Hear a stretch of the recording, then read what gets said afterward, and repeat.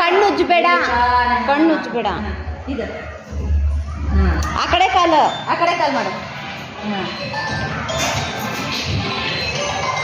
ಬಾಯಿ ಮುಚ್ಚು. ತಲೆ ಬಂದೆ ತಡೆ ನಿಮಿಷ.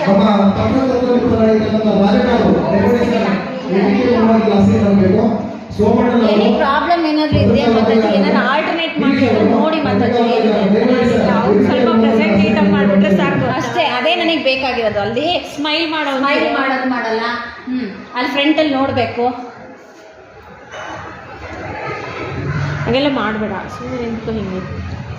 ಅದು ಮಸ್ತಾಗಿ ಮಾಡ್ತಿರೋದಲ್ಲ. ಅಯ್ಯೋ, ಅಷ್ಟು ಮಾಡ್ತಿರೋದೇ ಹೆಚ್ಚು ನನಗೆ. ಇವನು ಮಾಡ್ತಿರೋದೇ ನನಗೆ